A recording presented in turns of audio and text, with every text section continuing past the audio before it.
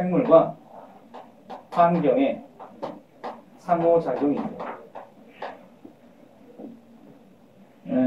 대학에서 보면 이제 생태학이라고 하는 게 있고, 생태학을 직접 과로 얘기하지는 않잖아요. 예를 들면 연대 무슨 생태학과 이런 건 없잖아요. 환경공학을 이름으로 건 과도 있긴 있지만 그것만 했을 경우에 이제 학생들이 별로 선호하지 않기 때문에 다른 이름을 또 붙이고요. 보통은 일반적인 생물학이나 생명과학 속에 일부 파생된 거기 때문에 얘네들만 전공을 하는 것은 이제 많지 않아요. 환경공학은 뭐 미생물학이나 또는 환경 그 자체나 아니면 생태학을 기반으로 이제 연구하는 건 맞는데, 얘가 생태계를 다룬다고 하는 것이 되게 이제 어떻게 보면 약간은 여러분이 원하는 식의 구체적 과학적인 이야기를 많이 하지 않는 것처럼 보일 때도 덜어 있어요. 이제 보다 보면 느낄 겁니다. 근데 이제 앞으로는 이 생태학이 관심을 받게 되겠죠. 언제인지 정확히 모르겠어요. 아무튼 지금까지는 좀 약간 뜬구름 잡는 얘기처럼 느껴질 수도 있다. 얘네들의 생물적 요소에는 뭐가 있냐면 이런 게 있잖아요. 생물적 요인에 생산자, 소비자, 그리고 분해자가 있는데 이때 이것을 우리가 여기서부터 이렇게 나타내보면 개체가 모여서 개체군이 되고, 개체군이 모이면 군집이 되고, 군집이 모여서 생태계를 이룬다, 이렇게 얘기해요. 물론 여기에는 환경이 더해야 되겠죠. 그때 바로 이 군집적 요소 가운데에 생산자나 소비자 또는 분해자가 있다, 이렇게 얘기하는 것입니다. 생산자, 소비자, 분해자가 군집인데 이들끼리는 뒤에도 나오지만 먹이 연쇄가 적용이 돼요.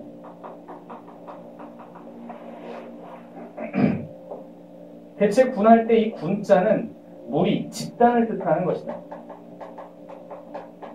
개체의 집단이 개체군이고, 우리는 각 단계, 개체 단계 이야기는 앞에서 다른 거나 마찬가지라고 보고 개체군부터 얘기를 하는 거예요. 이렇게 이 이야기를 하는 거죠. 그래서 그림으로 보니까 이런 게 있네요. 생태계를 생물적 요소와 그 다음에 비생물적 요소로 나누어서, 이거는 환경인데 비생물적 요소가 빛이라든가 온도라든가 또는 토양이라든가 공기 등등이 있다면, 생물적 요소 가운데에서 생산자, 소비자, 분해자가 있고, 그 애들끼리 주고받는 관계, 이들끼리 주고받는 관계, 또 이렇게 주고받는 관계를 얘기하는 거예요.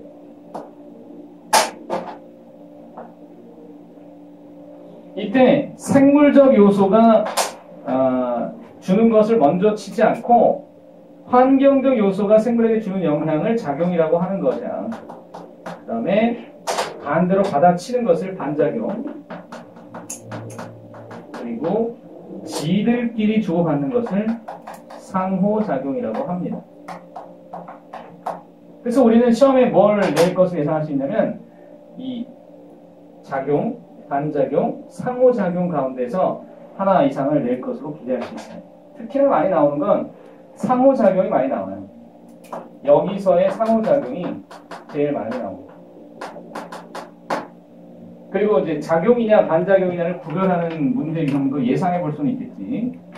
우리는 맨 처음에 생태계의 기본적인 정의부터 얘기했는데 이 자체만으로도 문제 하나가 나올 수 있어요. 굉장히 평이한 수준의 문제이기 때문에 그래요. 잘 기억하시고, 그럼 두 번째 테마. 그렇다면 작용의 예는 무엇이 있을까? 라고 할 때 제일 먼저 빛의 작용을 살펴보자. 빛에 의한 작용의 예가 이제 쭉 나와 있잖아요. 빛의 세기, 불광성, 파장, 단일식물, 장일식물 이런 것들을 문제에서 이제 볼 수도 있다. 보통 내신에서 이런 것들을 아주 자질구레하게 말하지만 수능은 잘 안 내요. 잘은 안 내.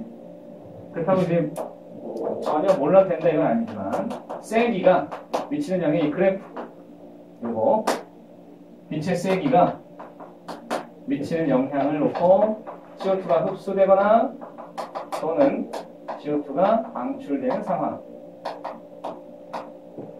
이때 두 식물을 비교한다. 하나, 둘. 좀 더 많은 양의 CO2를 흡수한다는 거. 이 CO2를 흡수한다는 것은 광합성을 한다는 뜻이 되겠고, CO2를 방출한다는 것은 호흡을 한다는 뜻이 되겠죠. 그래서 규모가 크게 나타난 이 식물을 양지식물이라고 부를 수 있고, 얘는 음지식물이다. 양지식물의 특징이 뭘까라고 할 때, 얘네들 잎이 두꺼워요. 잎이 두꺼운 것은 바로 얘가 발달되어 있기 때문이다. 울타리 조직이 대단히 발달되어 있다. 그 울타리 조직에 엽록체가 많이 들어있는 광합성을 하는 세포들이 있기 때문인데 그 양지 식물이 광합성을 많이 하면서 빛을 많이 흡수하고 광합성을 많이 하면서 풍성한 이 생산을 하는 건데 그런 애들이 누가 있냐면 소나무나 밤나무가 있죠. 저 얘도 그냥 기억해 주세요. 소나무, 남산이 저 소나무 철갑을 두른 듯 애국가에 나오는 애기 때문에 소나무는 상당히 중요하죠. 사실 우리나라에 소나무가 많은 것처럼 보이잖아요. 어디나 가면 소나무가 많이 있는 것처럼 보이죠. 근데 실제로 소나무가 적진 않지만 우리나라에서의 우점종이 소나무는 아니에요. 저게 우점종을 이루고 있다는 건 사실은 바람직하지 않은 걸 수도 있어요. 근데 이제 애국가에 나오고 하다 보니까 이제 상징적인 의미가 있어서 그렇죠. 음지식물은 상대적으로 잎이 얇아요. 그리고 빛이 잘 통과하는 구조인데 얘네들의 대표적인 얘네들이 뭐가 있냐면 참나무나 너도밤나무 저 위에 있는 밤나무가 다른 거야. 참나무나 너도밤 또는 거기 설명에 나와 있는 것처럼 오른쪽에 전나무도 여기에 속해요. 전나무. 이 그래프에서 우리가 하나 더 해석해야 될 것들이 있는데 이런 거. 여기에 보면은 이렇게 일정해지는 구역들이 나타나고 있죠. 더 이상 광합성이 증가하지 않는 시점을 가리켜서 이것을 광포화점이라고 얘기해요. 광포화점이라고 하는 것은 더 이상 광합성이 증가하지 않는 시점이다. 그런데 이 광포화점 또한 양지식물이 크지요. 그렇게 해놨을 때에 그럼 얘네들은 또 뭐냐? 또는 이 값은 뭐냐 할 때 노란색이든 흰색이든 하여튼 양지든 음지든 이 값은 0일 때 방출하는 양을 가리켜 호흡량이라고 보면 돼요. 빛의 세기가 0일 때 식물들이 방출하는 CO2 값을 호흡량이라고 규정하면 된다고. 그러면 광포화점에서는 보다시피 광합성량이 지금 많아서 여기가 이게 순광합성량이라고 부를 수 있는 값이 최대치에 이르게 돼 있어요. 뭔 소리냐? 지금 여기 끝에서 저 밑에 끝까지 이렇게 여기서부터 여기까지를 이룰 때 이 단어가 이제 나타나요. 총광합성량. 총광합성량은 호흡량 플러스 순광합성량이에요.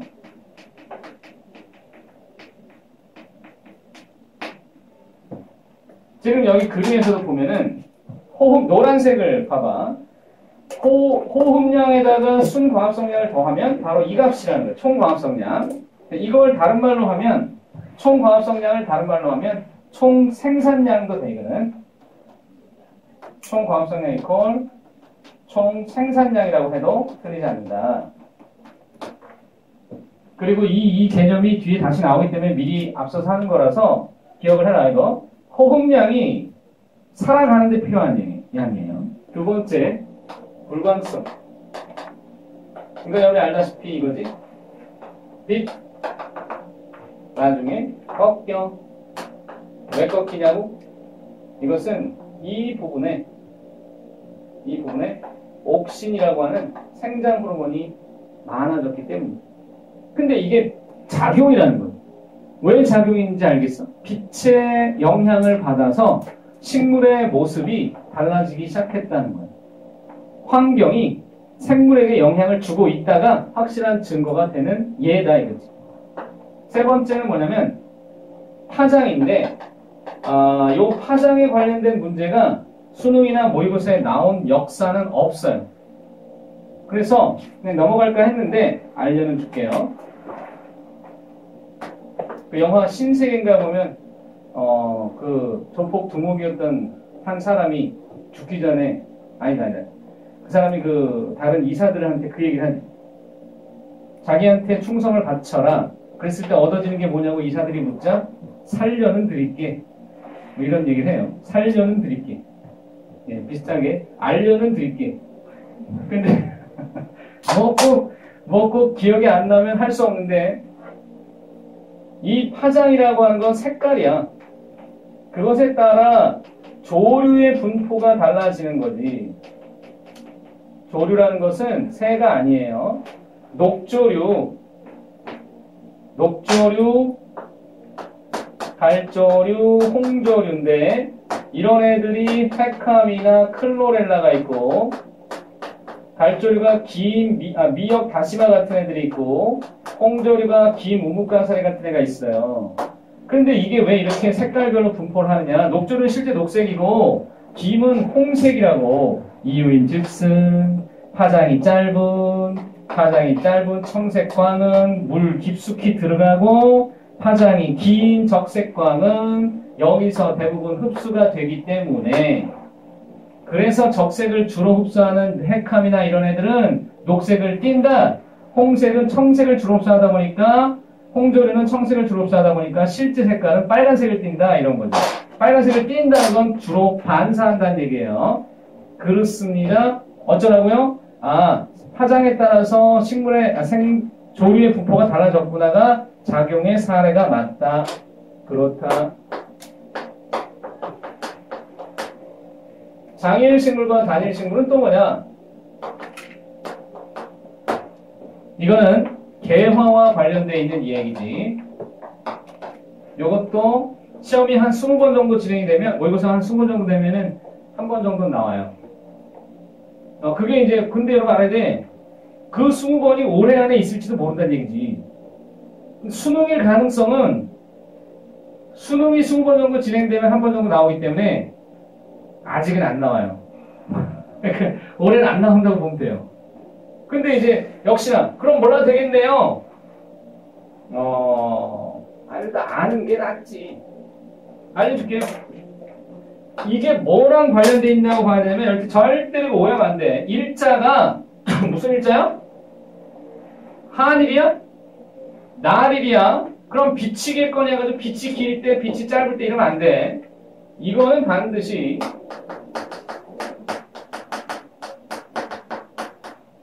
지소감기 시간으로만 얘기해 돼. 지소감기 시간과 개화의 관계지 해의 길이와 해의 이게 아니에요. 밤의 길이가 아니라 밤은 맞지만 지속암기야.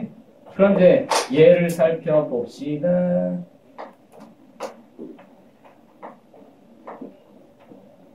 자, 이건 24시간인데 이렇게 한 개 암기 시간이 있다고 할 때 보다시피 이 한 개 암기를 넘지 못한 짧은 지속암기. 여기는 한 개 암기 시간을 넘은 지속적 암기 시간이 더 긴 상태의 하루를 보내게 하고 여기는 지속암기가 넘은 듯 보였지만 중간에 빛을 한번 주는 상태. 그래서 중간에 암기가 끊겼다. 이렇게 만약에 두면은 꽃이 필까 안 필까를 단일과 장일에 따라서 나누어 보자. 여러분 단일 식물은 지속 암기 시간이 길어야 피는 꽃이에요. 암기 시간이 길어야 피는 꽃이고 얘는 짧아야 피는 꽃이에요. 지속 암기 시간이 짧아야 되는 겁니다. 이해하죠? 그러면 지속 암기 시간이 지금 이거는 짧기 때문에 단일식물 안 핍니다. 그리고 얘는 피죠. 이게 문제, 이게. 긴 것처럼 보이지만 중간에 한 번 빛을 준 관계로 지속 암기 시간은 요거랑 요게 되는 거예요. 그래서 짧아서 안 피고 장일은 어떻게 될까요? 이거 보는 게 아니죠? 얘 보는 거예요. 짧다, 핀다, 안 핀다. 얘는 짧고 짧잖아. 짧고 짧으니까 피는 거지. 그 장일 식물은 언제 피는 거냐면 주로 봄에 피는 꽃. 개나리, 시금치, 보리, 동백. 단일 식물은 가을에 피는 꽃 중에 코스모스, 국화, 나팔꽃도 어울리게 피었습니다. 단일 식물입니다. 넘겨 베이베. 그러면 이제 온도의 작용으로 간다. 아하. 이거 이제 너무 부담 갖지 말고 그냥 그런가 보다 이런 식으로 기억할 게 많아서 막 부담스러워 할까봐 하는 얘기인데 실제 빈도는 낮은 편이에요. 편안하게 하세요. 온도의 작용을 살펴보자. 첫 번째가 뭐냐면 삼투압 변화. 그러면 3-3의 삼투압 변화는 여기서 말하는 건 그건 아니고 상록수가 겨울에 무슨 짓을 하느냐? 녹말을 포도당으로 바꿔요. 왜 이런 짓을 하는가? 녹말이 한 덩어리 있을 때 여러 덩이의 포도당으로 이제 여러 분자로 나누게 되면은 분자수가 늘어나죠? 분자수가 늘어난다는 것이 농도가 증가한다는 뜻이죠? 농도가 증가한다는 게 무슨 얘기냐면 삼투압이 증가한다는 얘기죠? 삼투압이 증가하면 어떻게 될까요? 삼투압이 증가한다는 용액의 성질인데 용액의 성질에서 삼투압이 증가하면은 그러면 용액의 어는 점이 내려가요. 이 어는 점 강화 현상은 바다가 잘 얼지 않는 것과도 관련되어 있다. 그래서 이렇게 어는 점이 내려감으로 인해서 겨울에 얼어 죽는 것을 방지하는 것이죠. 만약에 이것이 순수한 상태로 존재하거나 아니면 농도가 낮으면 쉽게 얼어서 식물이 세상에 세포가 꽝꽝 얼어있다고 생각해요. 영하 20도, 30도 내려갔더니 식물이 꽝꽝 얼어있다. 그러면 좀 그렇지 않아요.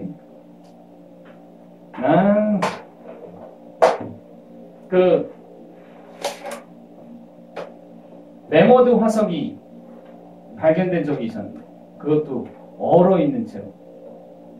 메머드가 신생대의 말기에 살던 동물인데 포유류인데 걔네들이 이제 코끼리 비슷하게 생겼지만 털이 막 긴 그 만화에 나오잖아요. 그 애가 얼음에 갇혀있는 채로 통째로 얼려있는 게 발견된 적이 있었다 그러죠. 그 정도로 원형 보존이 되려면 이게 급속 냉각이 돼야 되는데 급속 냉각이 어느 정도까지 되냐면 마이너스 150도까지 내려가야만 이게 가능하대요. 근데 지구상에서 그런 일은 없었어요. 여러분이 빙하기라고 얘기하면은 많이들 오해하는 게 빙하기 때 막 온 지구가 다 얼음이 덮이고 막 빙하가 전 세계를 덮고 이렇게 생각하지만 빙하기는 평균 기온이 1도, 2도, 3도 이렇게 낮은 것 뿐이지 이 빙하기가 막 빙하가 온 세상을 덮은 게 아니에요. 그렇게 되면 야 우리가 무슨 저기 명왕성이냐? 아니면 해왕성이야? 이렇게 평균 기온이 나타날 수가 없어요. 근데 이런 시절이 없었는데도 왜 걔가 이렇게 생겼느냐? 심지어 걔의 입속에는 뜯다만 풀이 있었다는 거야. 그 풀 뜯다가 갑자기 온 건데 언제 그랬냐는 거죠. 언제? 모르지. 그건 뭐 옛날 일인데 어떻게 알아? 딴 얘기지만 너네는 지금 뭐 3살 때 기억나니? 그 어린 시절도 기억이 안 나는데 과거 몇십만 년 전 내지는 몇 천만 년 전 얘기를 어떻게 알아? 모르지. 그래서 그런 건 웬만하면 연구하지 말라고. 그거 어떻게 알아? 맨날 화석 타령, 화석 연구하지 마. 그리고 이제 이런 얘기를 하면은 이제 생태학 교수들이 안 좋아할 텐데 생태학 연구하지 마. 아직은 개별적으로 호기심을 갖는 건 좋은데 이렇게 얘기하지. 생태학 교수들이 되게 싫어요. 근데 어쩌고 생태학이 아직은 사람들한테 인기가 없는 거. 내 탓인가 그게? 내가 이렇게 했다고 없어지는 건가? 진화 이런 거 하지 말라고. 그러나 생체살 얘기긴 한데 이런 것도 뭐 이제 좀 잘 알고 박식하면 대학 갈 땐 유리해요. 근데 만약에 여러분이 서울대학교에 자유전공학부를 간다. 근데 가서 진화를 전공하겠다. 안 말리는데 그럼 이제 장대익 교수가 좋아하는 말들을 하면 되겠지. 자기소개서에 그런 걸 쓰고만 저는 진화론의 맹신론자로서 리차드 도킨스를 굉장히 흠모하고 그분이 영원하셨으면 좋겠습니다라든가 다윈을 존경합니다. 서울대 자기소개서에 절대로 써서는 안 되는 그 롤모델 반기문 총장, 한비아 씨 이런 사람 쓰면 안 된다 그래서 애들이 뻑하면 쓰는 게 반기문 총장을 존경합니다. 이래가지고 저의 롤모델이죠. 차라리 장대익이라고 써. 서울대 교수인데. 내 얘기는 여러분이 지원하고자 하는 학과의 교수님이 무슨 전공을 하고 어떤 걸 연구하는지도 모른 채로 가면 안 돼. 그래도 관심이 있어야 될 거 아니야. 아무것도 모르고 쌤파 저 여기 좀 붙여주세요. 이 교수가 왜 여기 오려고 그러니? 그냥요. 대학을 가야 되는데 엄마가. 그럼 누가 붙여주겠냐고. 그 교수님이 뭘 생각하고 있는지 무슨 관심이 있는지 알고 얘기하면 야, 너 어떻게 나를 알고 있냐? 그럼 관심이 가지 않겠니? 여러분이 선발하는 입장에서도 그렇게 생각하는 거잖아. 얘가 나를 알아, 세상에. 내가 연구하는 것도 관심 있고. 근데 공부하고 싶다네. 성적이 좀 딸리는데, 무슨 상관이야? 의지가 있는데. 공부하겠다는 의지가 있는데. 상관없지. 야, 이거 아는 애 붙여주는 거하고 몰라도 열정 있는 애 붙여주는 거 누가 더 낫겠냐고. 이거 알고 모르는 거 그게 중요한 게 아니야. 총은 호순이 수는 생표가 안다고 뭐가 달라지냐고. 그거는 그냥 가르쳐주면 되지. 그 순간. 너 저거 몰랐구나. 총감성이 호흡량과 순감성이 몰랐네. 내가 지금 알려줄게. 잘 기억해. 정보는 그냥 습득하면 된 거야. 만약에 잘 모르잖아? 그 순간 알려주고 그대로 하면 돼요. 내가 알려줬잖아.